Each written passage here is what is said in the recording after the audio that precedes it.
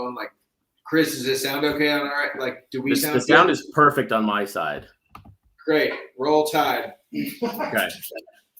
I'm not an Alabama fan per se. I just like to say. Well, it says we are live. Let me see. All right, Roll Tide. There you go. Probably. Does that one have batteries or? This light. Oh, yeah. Yeah, it shows that we are live right now on YouTube, so I think we're good. So, perfect. Well, welcome, guys. I appreciate the opportunity to talk to you all. How's it going tonight? We're good, man. Thanks for having us. Good, no problem. So obviously it's Efdot. We got Andy Friedman, we have Blake Jamieson. No surprise to anyone here who we're talking to. So obviously this week at Bleecker Trading is all about Andy Friedman with Spotlight 70. So Andy, what do you have going on this week at Bleecker Trading? This week the exhibit is up. It's kind of a lifetime obsession with baseball card art from index, both sides of an index card, drawings of front and back of baseball cards I drew when I was a kid, to my own Little League card with a cutout Topps trophy affixed to the bottom and my own signature on it when I was 11, to all kinds of embellished art cards from when I was a kid all the way up through high school and beyond to the Spotlight 70. I've kind of been drawing baseball cards my whole life as a kind of neutral ground for reconnecting and finding my creative flow. Yeah. So last night you guys had a kids night, right? At the shop. Yeah, that's right. A lot of little leaguers came in, had their caps and jerseys signed, and we had a lot of fun signing cards, talking about art. It's nice how that happens. Talking about baseball cards and art with all these art cards. So Blake and Efdot, have you seen the Spotlight 70 cards in hand yet? Yeah, they're here. Yes, they're here in-house. Oh, in-house. There we go. Okay. What are you guys' thoughts of them? They're awesome. Yeah, I love the freedom. I don't know where they went. Matt, we get some back in the frame. I think my favorite thing about it really is just hearing from Andy some of the struggles he had as an artist, with carpal tunnel and like figuring out his style. Where at one point he was just telling me that he was so focused on perfection and getting everything just right that it took longer. It was more painful of a process, but of course the result was great. And then now he's kind of freed himself up and gone back to his roots of just like letting it flow, working with more pen and ink and watercolor to like let it bleed and let the imperfections come through. Which, look around all the artists that we follow on Project 70, everyone has a slightly different way of going about drawing a baseball card. So it's cool to see Andy just kind of like loosen up. Yeah. Thanks. Are those Spotlight 70 cards in your hand right there, Blake? Yeah, they sure are, man. Yeah. Some of them have these dope white autos. Yeah. Let's see here. I put all 91 tops right there. There we go. Yeah. Yeah, these are fire. They're very cool, man. They were a lot of fun. They were a lot of fun to make. You got the backs of them. Yeah. Are the backs glossy? I've not opened mine yet, so I have my 20 boxes here to the side, but I've not opened them yet. They're pretty good. There are a lot of short-run surprises, and so every card has 50 glossies, and they're numbered on the back. Yeah. Okay. I pulled one glossy out of this pack at Matt. Got it. Okay. Tag is not the right word, but there are that's 43 or 50. Yeah, there are rainbow foil versions of some cards. There are, red backs. There are numbered 70 parallels where that says Spotlight 70 on the card, a little Spotlight 70 logo. Okay. There are autograph cards. Yeah. There are one-of-one CMYK test plate versions of each card. Some of those have autographs on it. Okay. 10 lucky collectors will open their pack to find an original drawing signed one-of-one by me of a stick of gum. Okay. There's all kinds of fun. I really feel like it was not only a tribute to Topps' legacy of graphic design and portrait photography, in baseball cards, but a tribute to just the whole phenomenon of what collecting is and could be. There are error cards. You showed the Kent Urbeck where he's catching that fly ball. You see his jersey, it says Twins, and it has a stripe underneath it. When I sent in that file, I forgot to paint the stripe. When I handed in the corrected file, I thought can we like maybe run like maybe 4 error cards, like Herbeck no stripe. So there are 4 different cards. Manny Sanguian, where I forgot to paint the chain link fence behind him. So what's floating out there is like the Sanguian. There's a couple of cards in the series. There's errors. So the set is filled with those kinds of shoebox kind of surprises. Yeah. So the bubblegum cards, those are actual sketch cards that you can find in the packages. So eventually someone will open their pack and find. So far, we haven't seen anybody produce one, but there are 10 floating out there. Yeah. Mm-hmm. I will tell you that the secondary market pricing of these cards has been, in my opinion, very strong for the real first art or card-based art set in a pack. We've spent 2 years now with Topps from the on-demand perspective, and this was kind of out of left field for us as far as the art design in a pack. So I've been very happy to see what these boxes are going for in the secondary market, along with the autographs and the parallels ever since they've been live for a few weeks now. It's been fun to see. This is my first time working with Topps, which is an absolute dream for me. I didn't know what to expect, and I was actually kind of nervous about that. And I thought, like a whole new way to assess my worth, just what I need, eBay. But don't worry about eBay, man. It's been fun to see. It's been fun to see. Yeah. Well, there's nothing like having a card come out for 48 or 70 hours and then being told a couple days later it's good or bad based on a print run. So, Blake can have to go through that every couple of weeks. If I see people having fun, it's good. It makes me happy. It's fun. Yeah. So what do you all guys have planned tonight at Bleecker Trading? This was the main thing on the docket. Okay. There we go. Okay. Eating pizza and drinking Modelo. And talking sports cards, NFTs, and then, this conversation. Yeah. So on NFTs, now, the question I have for obviously Blake and Efdot here, who are very heavy into this, I basically I understand what they are. I understand the premise behind it, but you kind of lose me when it's like you own this digital image. It feels like you're selling me a world that doesn't exist yet or may exist in the future. And so, I understand that I can buy a sports card on Topps and then it comes to my house. Yet you can see it online, but you don't own the card unless you physically have it. So explain NFTs basically like I'm 5 right now for the average consumer, because I know there's a lot of miscommunication, a lot of misunderstanding about NFTs right now. Yeah. I think that the way it gets explained depends on the person you're explaining it to. So, like, for example, do you buy stock? Do I? Yes. Okay. Okay. So, like, yeah. So if you have a stock, you're buying it because you believe in that company, right? And there's a lot of different ways. And you can look at trading cards just like you can look at NFTs just like stocks. Of like, there's people that are going to buy just to like make a quick buck. There's people that are buying because of this long-term vision. And there's people in the NFT space, if we're talking stocks, because they really like how that stock looks, right? Mm-hmm. Like visual. Because there is like a visual, like there's a visual component.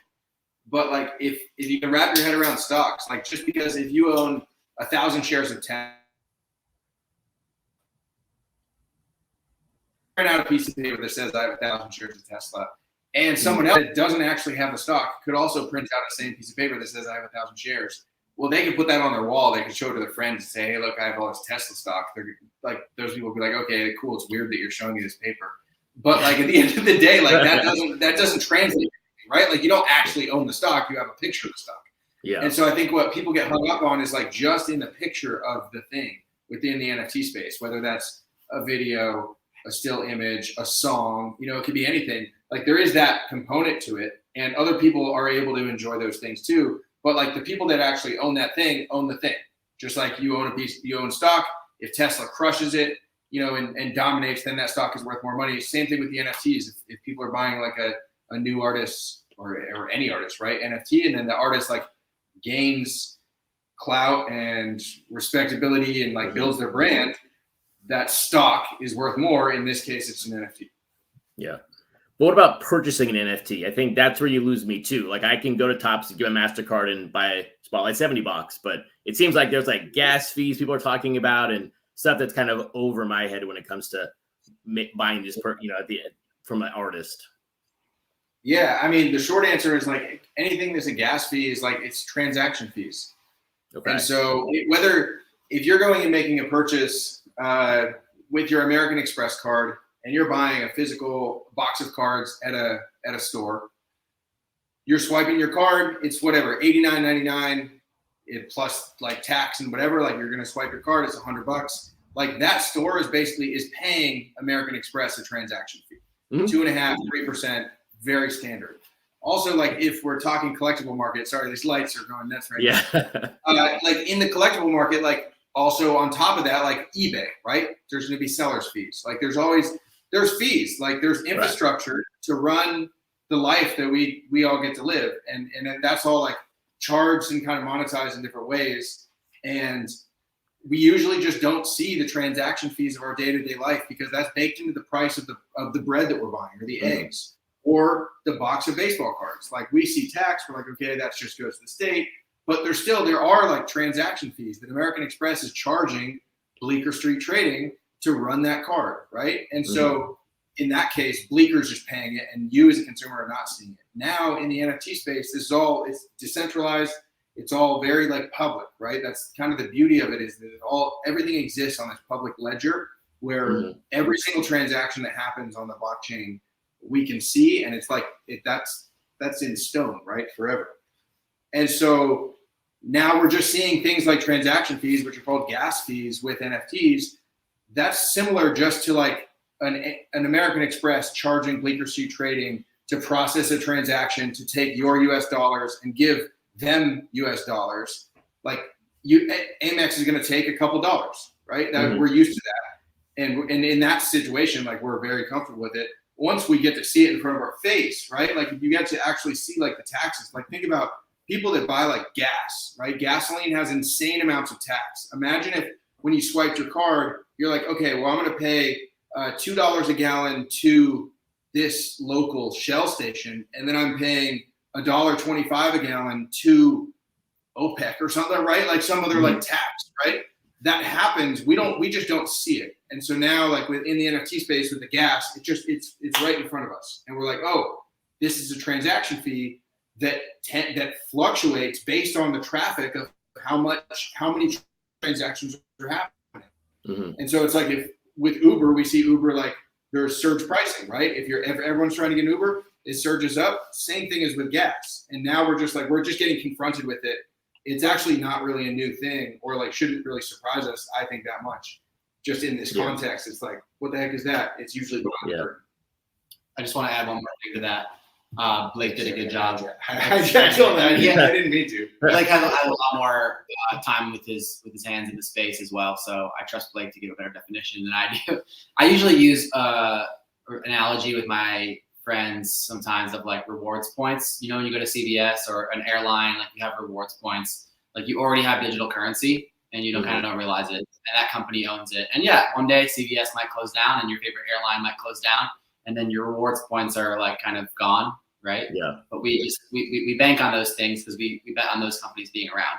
Just like with Ethereum, like with blockchain, like Blake said, it's set in stone. Well, it's not really set in stone. It's digital stone. It's like ones and zeros. But that's the same thing with all of our other digital currency that we already have and all of our other rewards points, even tops those rewards points that you probably are really familiar with. So that's one thing. And then I mean, even like think about like if we're talking about like digital stone, right? Like we all have bank accounts and we're comfortable putting most of the money that we own is sitting in someone else's vault, right? And then we're getting the digital version. So us like it's not like betting on the internet sticking around to go into like crypto. It's like that's just already what we bet on. Like I think you're hoping the internet stays around, and that might go. What's that? But I think you're hoping the internet stays around because if the internet dies, I mean, I have my Spotlight 70 box right here. This is mine. If the internet dies, I've lost everything. Yeah, but who's gonna like it? Yeah, but exactly. Like if the internet, let's just say, if the whole grid went down and all power went down, and like we had no access to the money in our bank accounts, and all we had was the stuff within our house, like in our structures where we live. Yeah, that would become a crazy barter world where, like, I mean, I hope that like all my Project 2020 cards would get me something. I don't know. I don't know that they would, right? But also neither would like dollars, right? If I just saved cash underneath my mattress and the whole grid went down and we're like, all right, back to the barter system, I wouldn't give a shit about trading for dollars. I'm like, yo, you got food, you got bullets, you got toilet paper, like it's some I don't know. It's totally it's crazy. Like, yeah, it's like book and buy stuff. I get you. So I'm planning basically around like the next generation, just developing the internet further. So setting up a business that works on the internet, trusting that the next generations will carry it forward and keep evolving it. There's already websites that are working on Web 3.0 that let you log in with your wallet. That isn't a username and password that you're making for that website. It's just one wallet that you have that has all your assets in it, or you keep a separate wallet as your vault, and this is sort of your hot wallet. And those websites are going to be, I think, popping up, like crazy next year.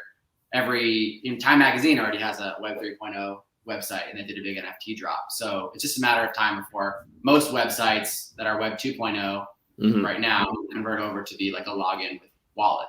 Yeah, and I mean, and the pre that was like we could log into a bunch of things just with your Gmail, right, or just with your Apple. Like you see all these sites, to be like, oh, you want to sign up for Facebook? You can either type in your email, or you can say log in with Gmail.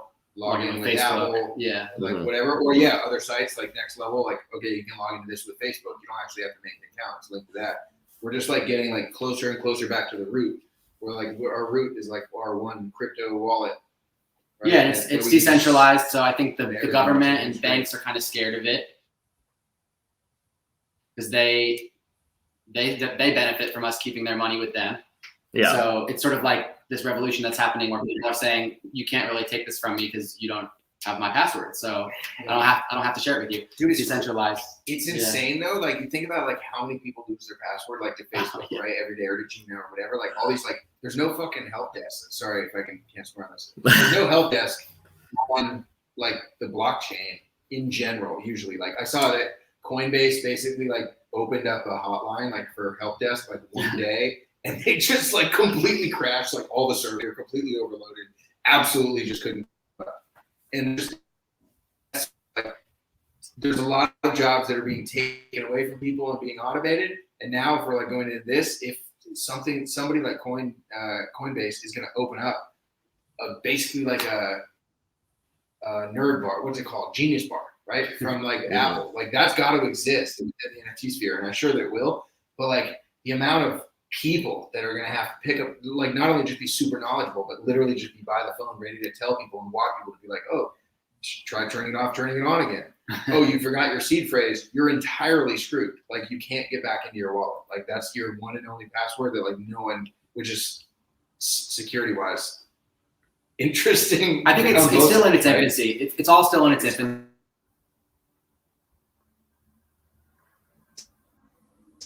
Those first few websites that started popping up and accepting credit cards online, that's where we're at right now with NFTs. It's like it's just so young, and everyone's trying to figure out how to solve these problems. And then one more thing about the gas fees: different blockchains have different gas fees. Some of them have like no gas fees. Yep. So, and some of them are more eco-friendly than others as well. It's just some of them are more popular and where collectors hang out. So artists are forced to choose based on these different factors of where the gas fees, the popularity, like the artists and the collectors they want to be in front of, versus like all these sort of more altruistic factors of like which one technically has more carbon emissions based on the electricity used. So there's all these different options, and everyone's like racing to figure it out right now. It's just so young. Yeah. So Andy, obviously, the Spotlight 70. Sorry, what was that? We're just laughing. Sorry, just laughing. Because we got totally sidetracked. Yeah. No, it's all good. But, yeah, I mean, like, so Topps has NFTs. Topps has not done Project 70 NFTs, but did they approach you around Spotlight 70, possibly making this an NFT part of their portfolio? We'll see. It's a discussion that could be an interesting one to have. Yeah. But you haven't had it yet. Not specifically. Not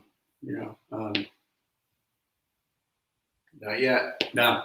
Yeah. From what I understand, it's a different part of the company. Like there's Topps Digital, and then there's the cards. So it's just not even the same team of people working on it. Oh, so you yeah, have makes to sense. ask Okay. for an introduction to that person if you want it. Right. I'm learning about it all. I'm just getting the hang of watercolor. Yeah. Seems like you got the hang of that one. Yeah, exactly. Okay, thanks. Yeah, well, so it's all interesting, the whole direction. Yeah. Now I know that behind you, I think you were showing it on Instagram the other day. That is 40 different cards from 78 tops, right? I think it's sold, right? But what is that exactly behind you? This is a 40 card set of painted original baseball cards based on random selections of somewhat lesser known players from the 1978 top set, front and back. They all do we have a little suction Yes. They all have a uniform back that's loosely based on the graphic identity of the 1978 Topps card.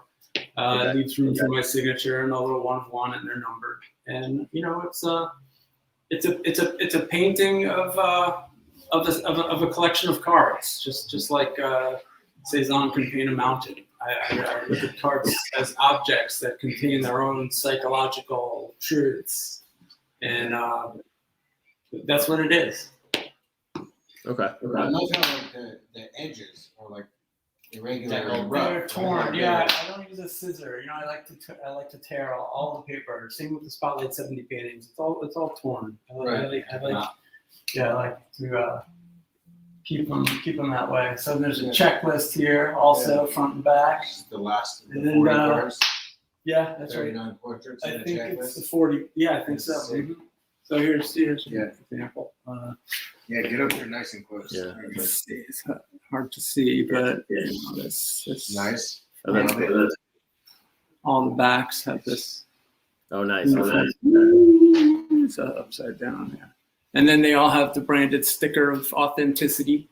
So yeah, that's it. And whether the owner will keep it as a set for their wall or bust it up and send them out to the world, I don't know. It remains to be seen. But the fun part is making them and putting them out there. I'm glad I found a home. Now, obviously, I'm over here in Seattle, which is very far from Bleecker Trading. But if anyone is near Bleecker Trading, obviously they can come and view your artwork right now for the week. Are they able to purchase basically anything on the wall from you at the moment?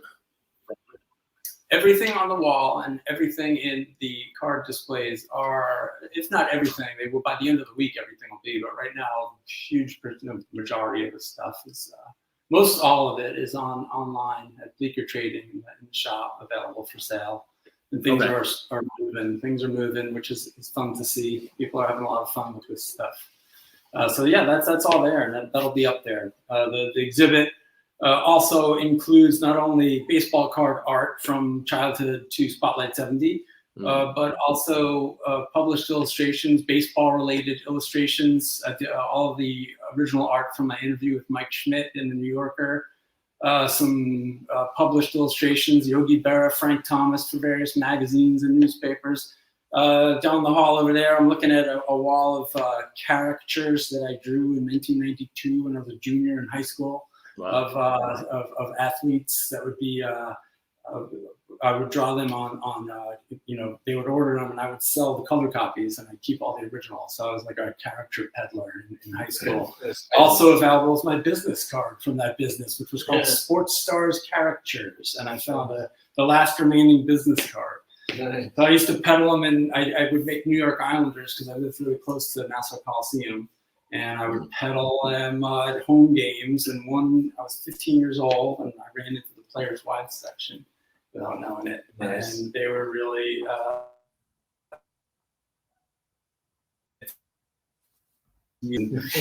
get them autographed, which sold for 5 times the amount the next day. Yeah. So Amazing. that was a lot of fun. So So cool. I've been drawing characters and baseball stuff my whole life. So that's what's on the wall besides the cards. Cool. And a lot of common player here. I'm sorry, not common. Lesser known. This is an illustration from an essay I did in the New Yorker called "The Loneliness of the Common Player," and it really is about how I came to start drawing these cards after a hand injury. Efdot was saying. So maybe I think 10 of these are on view as well. All that's original watercolor, Ethan watercolor art. So then it's up for the rest of the week, and then Saturday. We'll leave it like that. Saturday is the closing night, and there'll be a party here from 7 to 10. Okay. And the gallery will be open, and there will be a stage and mic and all that stuff set up in the back. There'll be drinks and food, and I'm going to do a concert that in the backyard as part of the party from 8 to 9. And it's just me and a guitar, and it's my first public performance in 5 years. So it's exciting. It's exciting, and it'll be a lot of fun. Yeah. And then it'll come down on Sunday. And to the next. Yeah. So you're saying everything that's on the walls right now can be purchased, at least viewed on the Bleecker Trading website at the moment. Viewed and purchased. Okay. So are you taking Spotlight 70 somewhere else after this, or are we just doing this one-time week thing with them at the moment? I did a small version of what we're seeing here on the way to the National. I stopped in Triple Play in Columbus, Ohio. Great shop. They had me set up a little wall of a lot of this work. We had a signing. People came down and met. It's something that I could put into the truck and tour around with, just like I did with my music, and it's something I plan to do. So now that this has really constructed itself, and I could really see how far you can kind of take an exhibit like this, I'd like to take it around the country for sure, whether it's in card shops a week at a time or just makeshift walls and you pop up for a day and move to the next town, like Bruce Banner. Yeah, because at the National, you had, I think, a 4 or 5 display set up for your artwork there, and interviews people using Spotlight 70 at the beginning. That's where we first met at the National. Yeah, that was a lot of fun. There must have been 30 or 40 original pieces there hanging up in frames, I think. It's fun to travel. I like to travel with the work. It's nice to have people come to the gallery, but I like traveling. I like meeting the people where they are. And it's a lot of fun to do traveling and find an audience through the collectibles world rather than the music world. Because as much as I've toured for 10 years, almost 100 shows a year. As much as I loved offering what I offered, and people came home with something. Maybe it's enlightenment, entertainment, an album. With the collectibles world, the audience, there's a little extra something because there's like almost a vested financial interest in showing up. So it's a lot of fun to put yourself out there because people come and want to see the stuff, and they're collectors, and they can just sell it the next day. Like music, you can't really do that. So it's fun to see people, meet people, and put the stuff out there. Mm-hmm. Now, from what's a next, I'm getting really weird feedback on your end. What's that? I'm getting really weird feedback on your end. We're in New York City. It's just okay. So, from a what's next perspective, has Topps approached you around maybe like a second series of Spotlight 70? We'll have to wait and see what's next. Something next. Okay. Yeah, something. So I guess this is for everyone now. Look, we spent 2 years doing this on-demand card art business with Project 2020 and now Project 70. It really feels that Topps is going very heavy into 2022 with this pack-based product. Lauren Taylor has her own set now. Blake's had his own set. Efdot has the Stadium Club series, which is not pack-based. But where do you all see the card art business going with Topps, understanding that in 4 to 5 years, it may not be around because of what Fanatics is doing, but that's a whole nother topic altogether. But from a card art perspective, where do you all see the future being? More on demand or more pack based? Man, well, I think that like card art, just because Topps might not have the MLB license in a couple years, like card art's beyond baseball. Mm-hmm. So, Topps still has a ton of properties: Star Wars, F1, Mars Attacks. Soccer leagues, GPK. GPK. Like, there's so much stuff. So I know that, like, and it's interesting now looking back at like hearing this, even at the National, which is before the Fanatics news was announced. And who knows, like maybe Topps knew, maybe they didn't.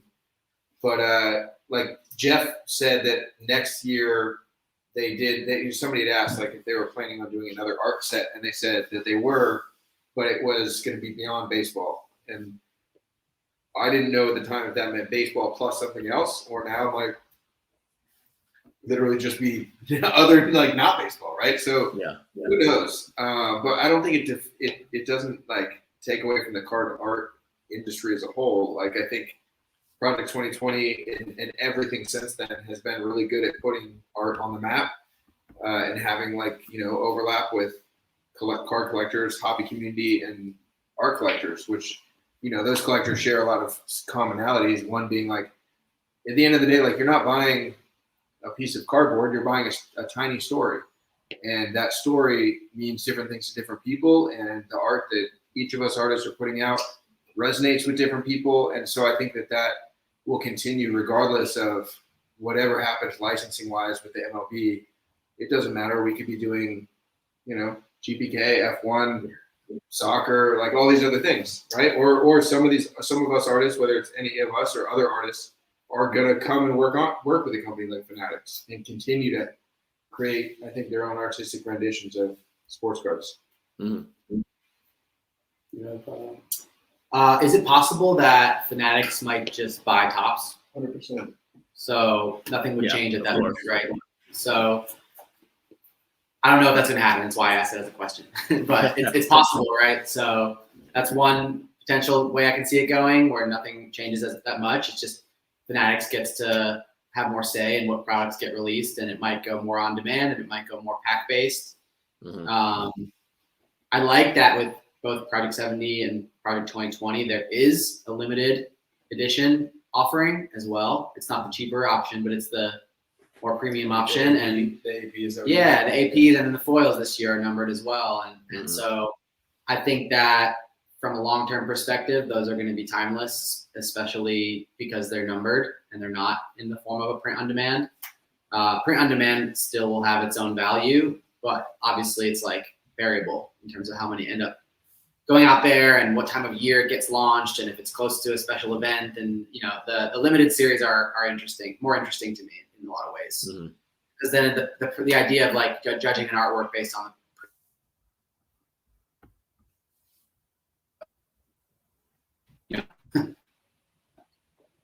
So you cut out there at the end, Efdot. I was just saying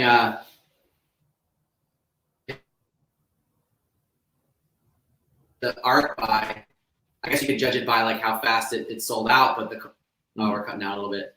Like I don't like that the art is so driven by sales numbers. Even to the point where as an artist, I have to keep reminding myself, like, I don't have to do anything with crazy pop culture references if I don't want to, even though that would probably boost sales. So it's like I don't have to do that. I don't want to be affected by that. I want to just do my vision, and I think when it's limited and if the playing field is even, it leads to more strong visions and less like grabbing at like current events or pop culture things if they don't really fit well. And I catch myself too. Sometimes I'll lean too far in one direction and be like, am I just doing this because I know it's going to sell, or am I doing this because I really want to do this? Yeah. So I have to. Certain cards have different purposes. Yeah. You guys think that Project 70 has been fair across the board at the moment for all 51 artists? I mean, we have an artist that's done a back to a card, which has been unheard of. I mean, are you all playing on the same playing field at the end of the day in Project 70? Ski did it. Otani. Ski the back? The back's different. Immediately it was like, I would love to do the back of my card as well. And I said it was a one-time thing for DJ Ski. It's also certain things happen where they get the rights to a new player. And they announce it, and like the next day there's a card out for that player. So like one of the artists found out about that in advance. I don't think that they're all on the same level. No. Also, like if I could re-choose my timeline of which players got released in my first or second card, I probably would have chosen differently had I had the choice. Because I think the first card in the set definitely sets the tone for the rest of the set. So I don't know. It's something that there's probably a lot of meetings happening behind the scenes that we don't really get to see. In the end, there's a lot of influencers and brands involved in the project, and that's the direction that they decided to go. And I'm just grateful to get to do it again this year. And so I'm not trying to be too salty about any of these decisions that happen behind the scenes, because I understand that in the end they have to do the best they can to get it out there, and that means working with influencers and brands and sometimes giving them priority if they have more reach. Mhm. So I understand it. What about you, Blake? Yeah, I mean, I think it's naive to think that like every artist doesn't get a little bit different treatment, but it's like I think that we all started out with the same opportunities, and certain artists have captured like the hobby's hearts, right? And if Topps wants to lean into that in whatever fashion that might mean, like giving people the opportunity to make the back of the card, or I mean, like I was the first person to do an auto card, and that was because Kelnick.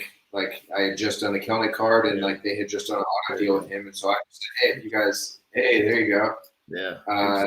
So I like asked them. I was like, "Could we do a player auto on this?" And they're like, "Yeah, we were gonna let everybody do one player auto, so you can just be the first one," which like gave me an advantage because Yeah. Mhm. it was the first time an auto was offered, and those sell out super fast. And like Kelnick didn't even.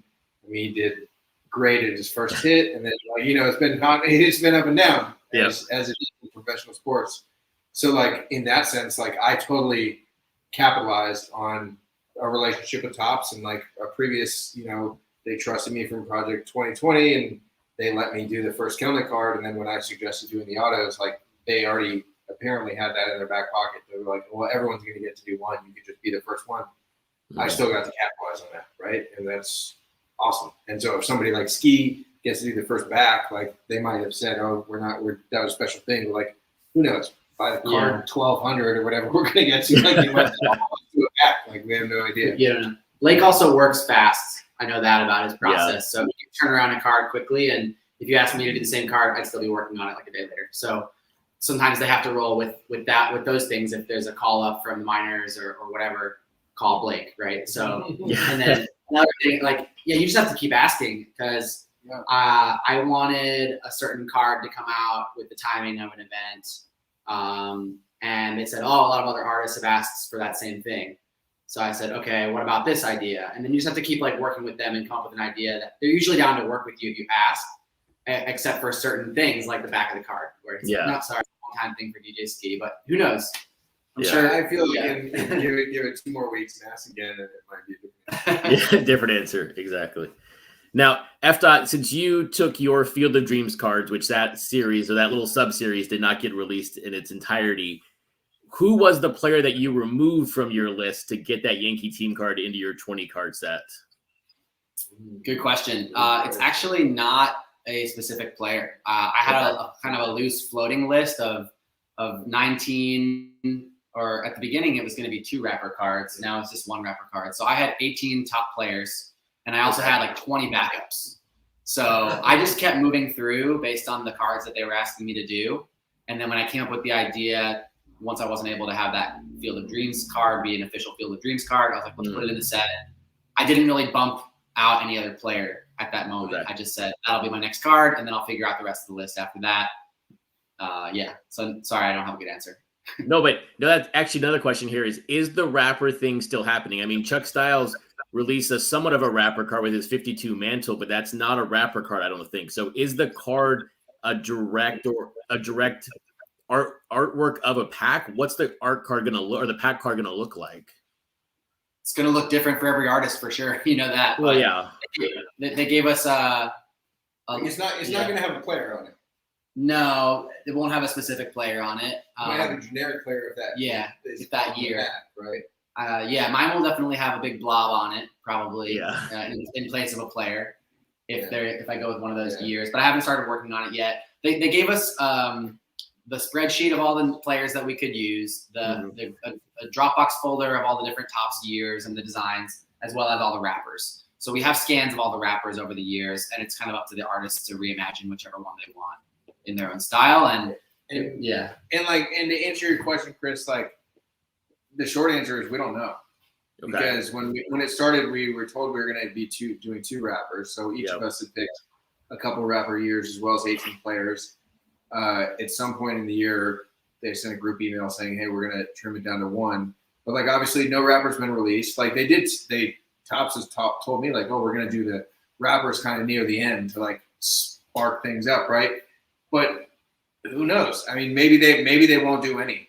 I have no idea, but I would guess that if they do it, it's going to drop in full explosion fashion from someone like Pardee or Ski or Lauren Taylor or Ben Baller. Like those, somebody will get to do the first wrapper card, and that might be a big deal, or it might be a flop, right? And then they might pivot and say, "Oh, we're going to do something else." Like this is it's a work in progress, I think, for all of us. Like definitely us artists, but like even I think at Topps is more of a work in progress than like it's not just all of a sudden. It's like I don't think they have a certain date of like, oh, by November 30th we're gonna have our first wrapper out and we're gonna be dropping one wrapper a week for the rest of the 50 whatever we I have no idea. But I think you could make the argument that's probably what should be happening. I mean, it's 1,000 card set. It should be very structured. I mean, it shouldn't be like a random thing that occurs with the wrapper cards, because a lot of people have said they're not interested in the wrapper cards and they could be the lowest printed cards of the set. So it's just something, Yeah, but that would make a whole different group interested in them, man. Say what now? That would make a whole different, think about if the first wrapper card dropped tomorrow and then in a couple days, like it comes out and it's got a print run of like 400. Mm-hmm. That's going to be insane on eBay. And then whoever gets to do the second wrapper card is the lucky one, right? Yep. Because then we're going to have the flippers back in the game. Like it's just that's like the fun part about it. And even like us as artists, like if we sell a ton of cards, that's fantastic because we get some royalties off every card sale. If we don't sell a lot of cards, the print run's lower. Well, then hopefully we bought some of our own cards, and the secondary market sale reflects the fact that that was a limited print run.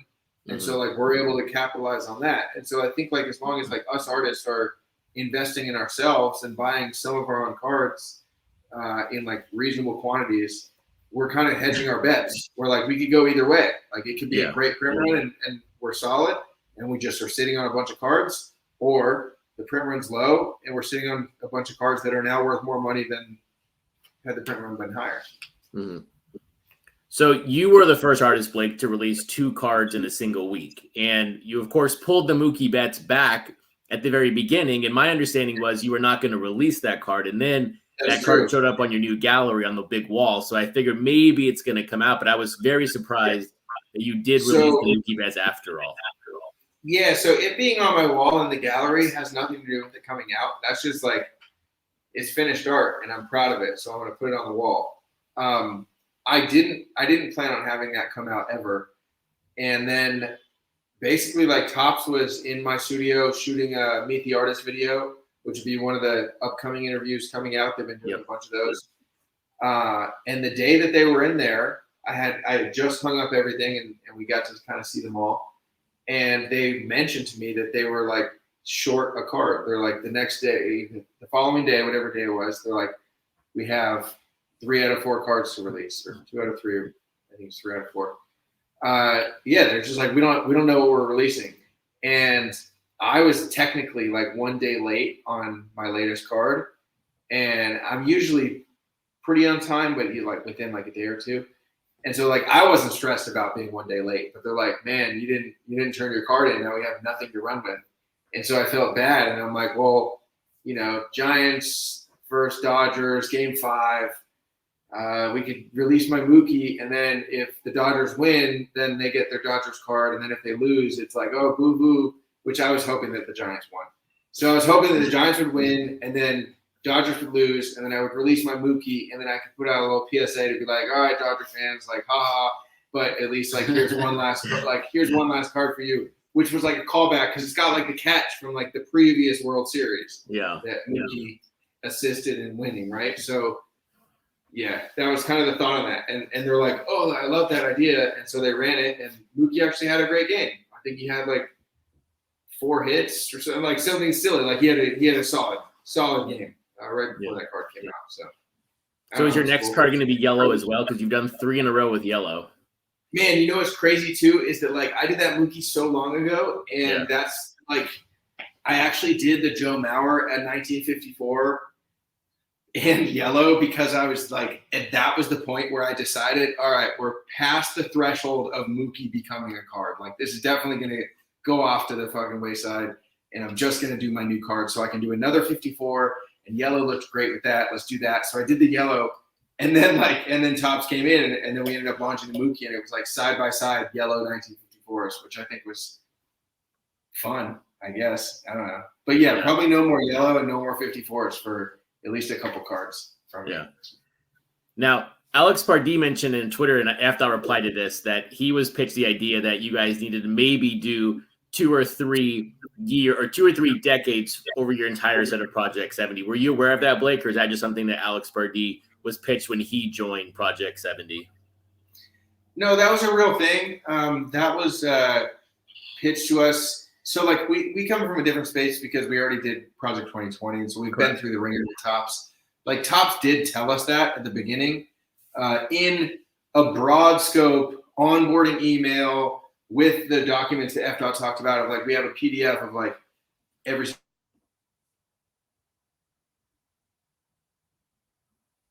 there was a snippet in there saying like, please try to choose 2 or 3 cards from each decade, right? Just to fill it out. I totally didn't see that. They did it, but it was like a sentence. It was a sentence, and I saw it, and I kind of tried to structure it. And I remember like sending them the list, saying like, well, I didn't end up with exactly 2 or 3 per decade, but like roughly, like some had 4, some had 1, and they're like, that's totally fine. So yes, like Alex was correct, and like that was communicated to us, but it certainly wasn't like the law that Topps was like, this is how everyone has to do it. That was more of like a suggestion. Okay, is how makes sense. I don't know. Say what now? Oh, just that was like more of felt to me like a suggestion is how I understood it. That was communicated, but it wasn't like you have to do it this way. Gotcha. But part of that might be me seeing how Project 2020 worked, and like they said we had to use the reference cards, and then some people deviated, right, and used other reference cards, and we saw that Topps was like, okay, right? So like I probably didn't take that as seriously as Alex did because I know how things are fluid, I guess. Yeah, exactly. So here's a question from Phil here. It says, do either Efdot or Blake have any cards coming of players that haven't been done yet? And we know Blake has the second rarest player set. He did release that Mookie, and it did ruin his ranking. Who did I get passed by? Don C. Just by default, because the Mookie had so many releases that you just got pumped down to number 2. Don C now has the rarest player set. Well, that's super disappointing for me. Yes, to answer Phil's question, I will absolutely I'm trying to do as many players as I can that haven't been done. I will be doing Mark McGwire for sure. That's just my guy. Mm-hmm. That's probably the only thing that I'm like really locked into at this point. Like, okay, I'm going to Matt all the time and be like, who should we do? I also like ask Topps. Like the Joey Votto was a suggestion of Topps, and same with like Miggy. And that was like they came. I basically went to them and said, who do you guys think should have cards that haven't had cards? And they gave me like a big list. I picked Matt. We went through the list. We picked Joey Votto. We picked Miggy. You know, and trying to do it in timely ways that make sense. Mm-hmm. What about you, Efdot? Yeah, my next card has 4 players on it. Nobody's with that. I've done the dual player card, but this is a quad player card.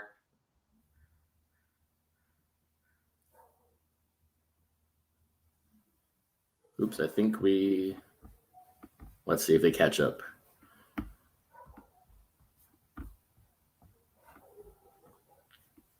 We may have lost them all together here.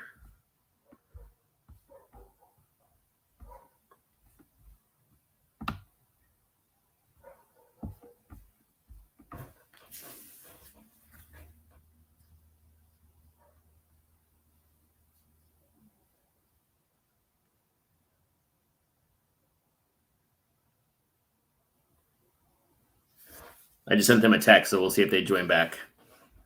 Not good.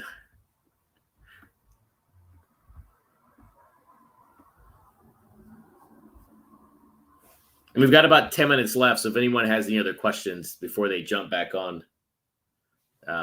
we will get going. Oh, they lost power 1 minute, so maybe they'll get power back here soon.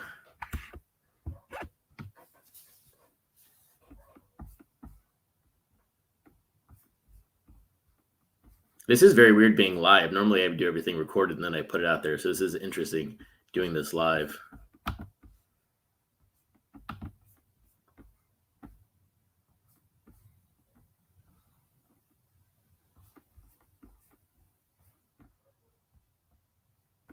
Exactly, Phil. He was just about to tell us the players, and he said he had 4, and then it cut out. So it was almost. We have to make sure he comes back and gives us the answer to that question. Hey, Amy, how are you?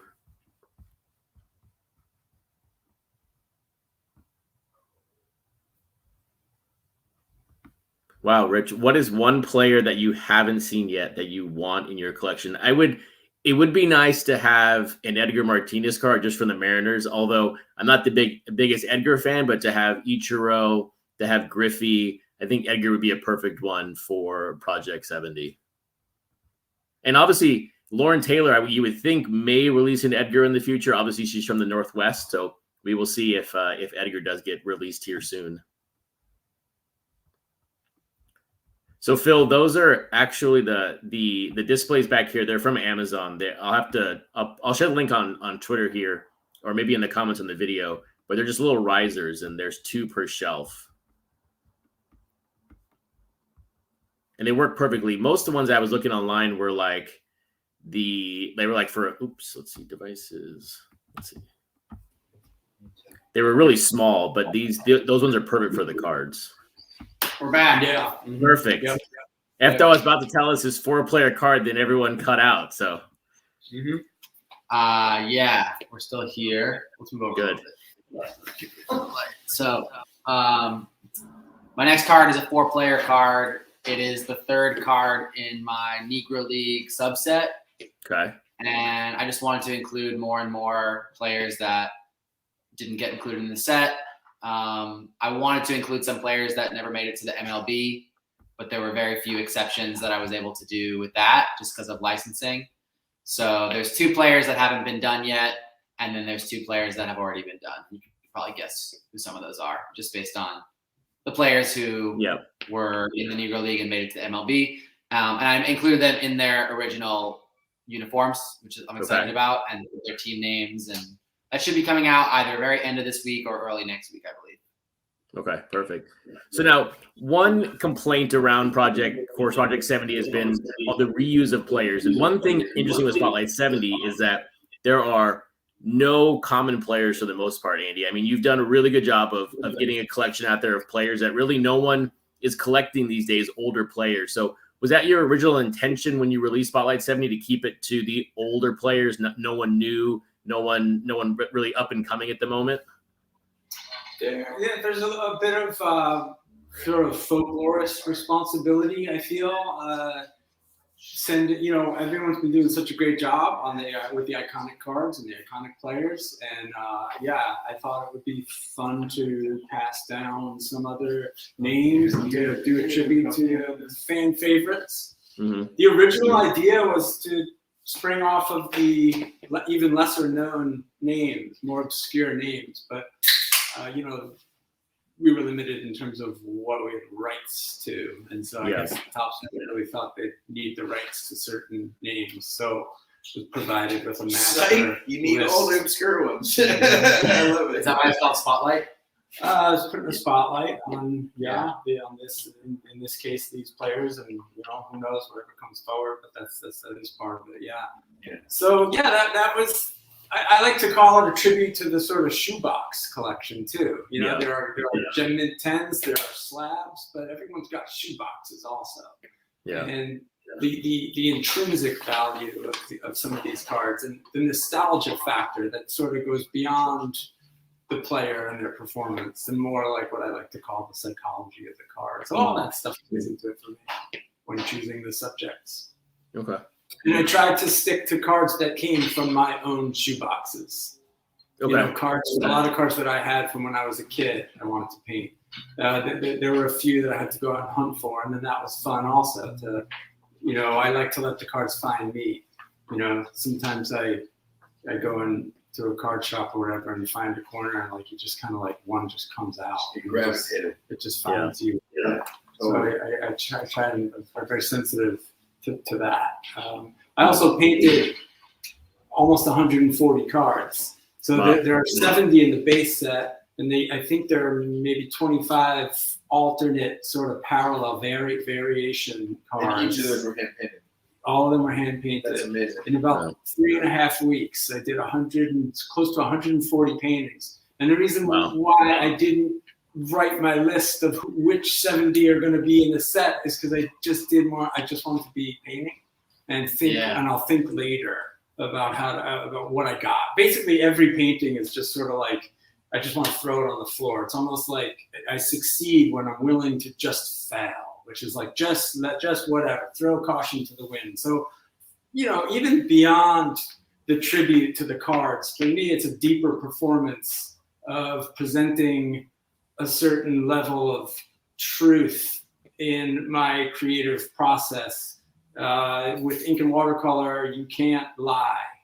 So no matter when I'm painting baseball cards or landscapes, the performance comes through. And what I learned from watercolor, it's like the whole game is not to mess with it once you put the stroke down. And you always want to fix it, try to fix it or whatever. But the whole game is to kind of keep it going. I had so much fun with the backgrounds of some of the crowds, the way the crowds blur in the back. I tried to capture the way the film looks in some of these cards, and just to tap with pigment and watch it spread in the water. Yeah, it was a deeper performance. So of those 140, like those right, which is 40, I think. Those are some of the 140. No, I did it a few weeks ago. Separate. Yeah, no, these were not part of Spotlight 70. This is Spotlight 70. And so is Spotlight 70 all that size? The original Spotlight 70. Yeah. Most of the Spotlight 70 original paintings were 5x7. There are a few that are larger, like the Roberto Kelly and the Tom Hankey. There are, I think, maybe the Dave Concepcion, but I like to keep them pretty small because I didn't want to reduce too much because of that performance factor. I really wanted that to be seen, It's awesome. So I got a question for you guys, actually. So this performance, this like truth that you're talking about, for me, that doesn't hold any bounds. Like there's no limit to that. It's just endless, right? Like you're an artist, you're creating these one-of-one artworks for your whole life. We're all in it for a lot of the part just to make art, and we want to keep being able to do this. When you come into the collectibles world and you have a collector mindset, or the collector has a collector mindset, it's obviously hard to process that, because knowing where the set is going to end is important. Having a start, a finish, or some kind of level to the rarity of everything. I'm just curious, like how that introduction of that variable of the collector mindset or doing things in sets has maybe changed your artistic practice for better or for worse, or just like, has it made you think or second guess, or like, do you just try to stay true to what you were doing before the collections came into play? Yeah. At the core, there's no collection, there's no sets, there's no waves, there's no one-on-ones if I don't follow through with the creative process first. So I really try to push everything out, which is why I painted more than I didn't want each painting to be like, speak now or forever hold your peace. I wanted to just do 3 or 4 versions of each one and choose later. As a performer and as a visual artist, what I try to do is not consider the audience. I don't try to consider the audience. I try to say what I gotta say, which I think is what the Thurman Munson card and the 21 Tips of Maximum Engagement in Watercolor conceptual art card set that's available here. You can look at it on Bleaker Trading says. Tell your story and nothing more. Say what you gotta say. Because ultimately, as an artist, I feel a responsibility to naturally and honestly unfold, present all of my vulnerabilities. And if I'm considering the audience and thinking about what they might want, it infects the process for me and the ultimate performance that I want to be engaging in.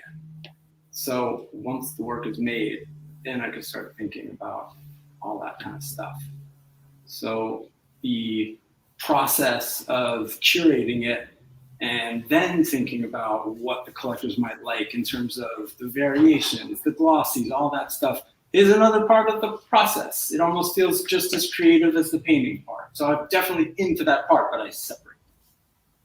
That's a good question. Hope I answered it fairly. Yeah. What about you? You want to come back in? Yeah, sure. Sorry. He's the mystery man. You had to repeat the question. It's cool because we're all coming from different backgrounds here. Like I studied graphic design and product design originally, and then went back to my roots of art after that. And Blake, you studied marketing and then went back to art after that. So it's like, I'm curious to hear this, your point of view on it. Really, the question is, as an artist, it feels like what you're creating, what you're doing every day, what you want to do every day, it doesn't have a start and or an easy way to scale it. It's like there's all these rules that come into play with collecting and with making collections with tops and even making your own collections. And it seems like there's this mindset in there of where does it stop, where does it start, and does that like get into your artistic process at all? Did it change the way that you started viewing your art or making your art after you started working with tops?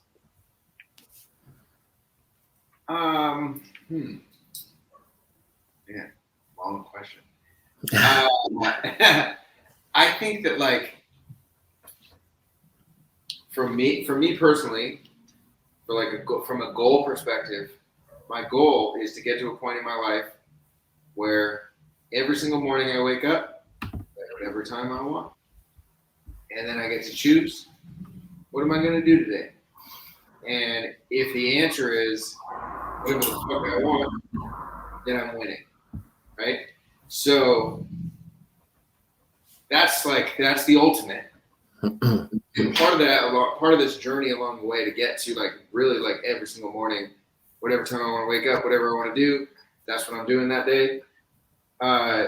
Fitting within boundaries of companies like Tops, projects like Tops, or it could fit into like, other, whether it's other artistic projects in the physical world or in the digital like NFT world. I'm always just trying to build towards like whenever I want to wake up, whatever the fuck I want to do. And so like even like looking at a project like Tops now, and I have a different viewpoint in Project 70 than I did in Project 2020 because I was much more concerned about what the hobby thinks, what the collectors think, what the long-term value is for them, what the community vibe is, all the warm and fuzzy stuff. And that's part of it. Like that is important to me, and I want that like artistic community. But like this year with Project 70, I'm like, wake up, what do I want to do today? I'm going to paint a Tops card. All right, what does Tops say? Tops says Joey Votto's hot. Tops says Mickey's hot. Cool, let's do that. Like I'll knock that shit out, and like that does feel like work because it is work. Like I'm going to work, but that's what I do right now. I wake up and I go to work making my art, and if that maybe is a Mickey card to fit within this box of Tops, then I'm able to put that out and like really like detach from print runs. Like I'm so much in a different headspace this year. I was really like zoned in on that last year and locked in on the Facebook group and what they were saying and YouTube and how many people were showing up and how many comments I was getting and what they were saying on Blowout, like all those fucking things. And I realized that like getting tied up in all that shit really fucking just gets me farther away from what time do I want to wake up today? What the fuck do I want to do today? And like I was able to get back to that this year in a really meaningful way for me, where like I've had a really fulfilling like good year. I can't believe that it's October and like we're getting to the end of it because I feel like it just started. But I feel like I put a lot less emphasis on what the collectors say, what Top said, like what anybody says, because I get to wake up whatever time I want, and for the most part I get to do whatever I want. I'm still in the box of, well, my Top cards do. Okay, cool. We're gonna figure out like what we're gonna do there. It's just interesting because going into something like your own art show or NFTs, it's like you have the option to make it as a collection. You have the option to say, I'm making 10 of these or I'm making 100 of these. And that's where it starts and that's where it stops. And that has its own implications when you do it that way. But the natural way that most artists is they want to just wake up, make something, maybe call it one later and say that's my creation for the day. Or I made a bunch of one-of-ones. But it's just like labeling things with numbers and sets and rarities and collections. It definitely has gotten sometimes in the way of creativity for me personally. And you have to always check yourself and remember that that's not what it's about. That's a necessary part of it, and it does have its own creativity to it as well if you embrace it. And I like what Andy said about separating it out, and I like what Blake said about really just like using your lifestyle that you want as a compass for the types of opportunities and things that you're putting out there. Yeah.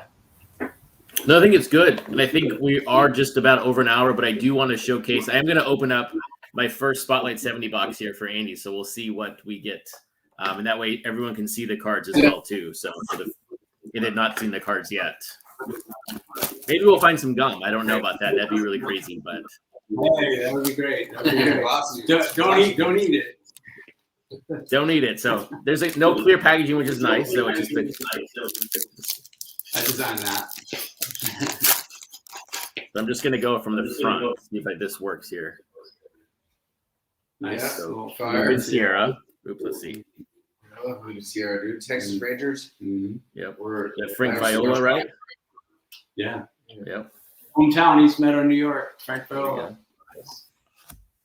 Danny Tartabull, Mariners. There we go. That's like 87. glossy. See if that's got a number on the back, Chris. I Check think the that's back a of glossy. that. Yeah, so it's glossy. Oh, and you got 45, a zillion parallel there.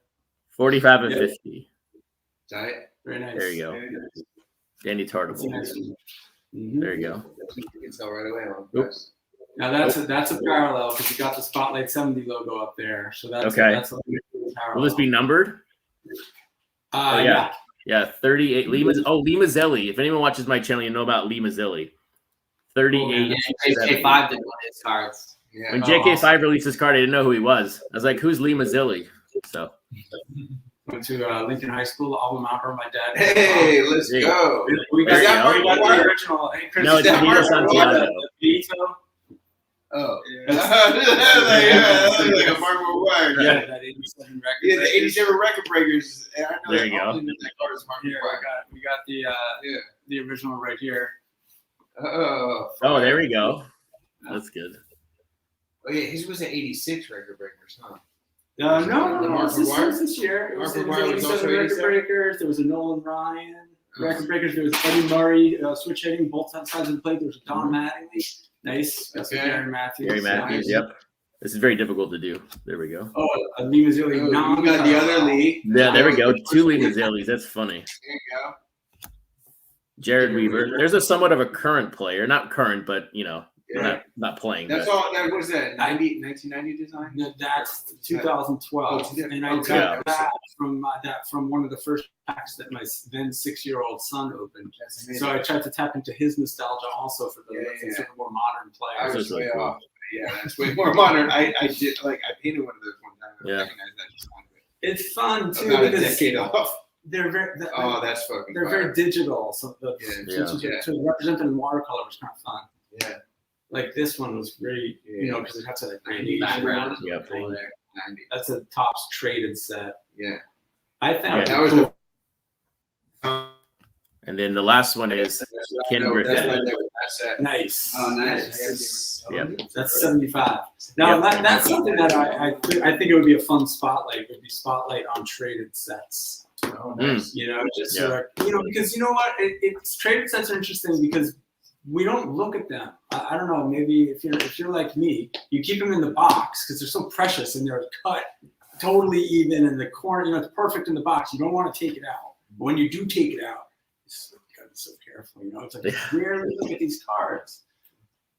And I think they're really beautiful, you know, to see like Ron Kittle on the white side. You know, it's like, oh man, it's like old friends that you haven't seen in a long time. I think paintings of some of the great traded set cards, like the 85 tops traded Vince Coleman rookie, or the Ricky Henderson on the Yankees for the first time, those, or Tim Raines 81 tops rookie. You know, no one ever looks at these cards. It's something that interests me. Yeah. In terms of potential future spotlight. Yeah. So you have about 70 cards you haven't released, so very, very easy for Series 2 right there. There you go. That's right. There you go. Well, again, many of them are you will find alternate versions of some of the cards in the packs. Perfect. Maybe I think they use 25 of them, if I'm not mistaken. But, And then all the variations, they're numbered, correct? Yeah, and I think there are the whole checklist is out Okay. there, so everyone can see what exactly is floating out there. There are some that are numbered, some that aren't numbered. But Okay. Many short run numbered spreads, rainbow foils, 5 out of 5. Okay. Yeah, Perfect. a lot of fun. And I think, yeah, so that's. I'm glad. Thanks for opening that. Oh yeah, that was fun. I've been waiting for a few weeks now to open these, so I was glad to open the first one now. Great. Well, perfect, guys. Thank you so much for the opportunity to talk to you all. I really appreciate it. And of course, this week at Bleecker Trading is everything from Andy Friedman on the walls right there. So check out the website there. And then for each of you, where can everyone reach you all from the website? Obviously, Twitter, social media, all that good stuff. For me, it's just Efdot, EFEOT, or Efdot Studio on Twitter, and my website's efdotstudio.com. AndyFriedman.net is my website, and my Instagram is SundayFriedman. And that's all I got. There you go. Yes. There you go. Blake Jamieson on social media, Blake.art website. Awesome, guys. Thanks so much. I appreciate it. Talk to you guys soon. Thank you, Thanks, Chris. Chris. Bye, guys. Yep. Yeah.